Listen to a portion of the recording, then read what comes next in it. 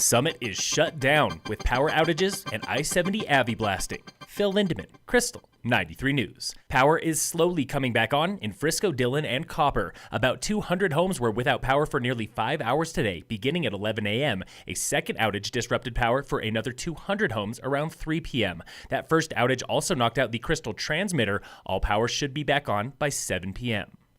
CDOT was mitigating avalanche danger this morning on US 40 at Berthoud Pass and I-70 at Mount Bethel, just east of the tunnels. But that slide was larger than expected, burying westbound I-70 under 15 feet of snow. CDOT. That slide was definitely more than they were expecting, but they were anticipating snowfall to reach the road. I-70 should reopen in both directions by 7 or 8 p.m. Your alternate route to Denver is Highway 9 through Fairplay.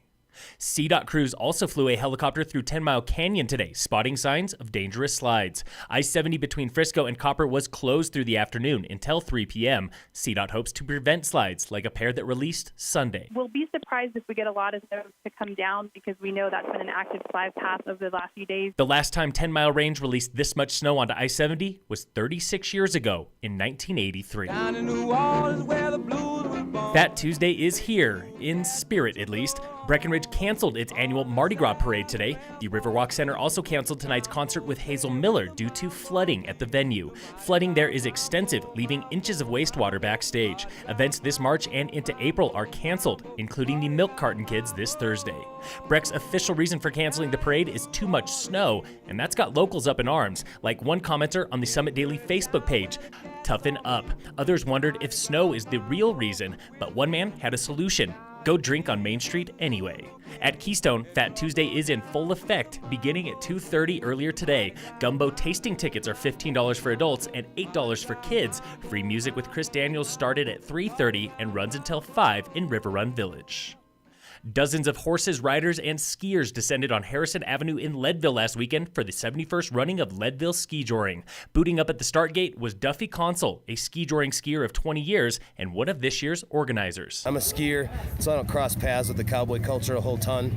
And so when I get to do an event like this, it's just the family of people that do this is unlike any other. They're the greatest group of folks I know. Skijoring drew hundreds to Leadville, where skier Jason Dahl and rider Jeff Dahl won the open division on Cash the Horse. Consul won the sport division, with Jeff Abbott riding the Flash. What keeps Consul coming back year after year? I like competing, I like cashing paychecks, I like winning jackets, I like most though the camaraderie. The 2019 skijoring season ends this weekend in Wyoming.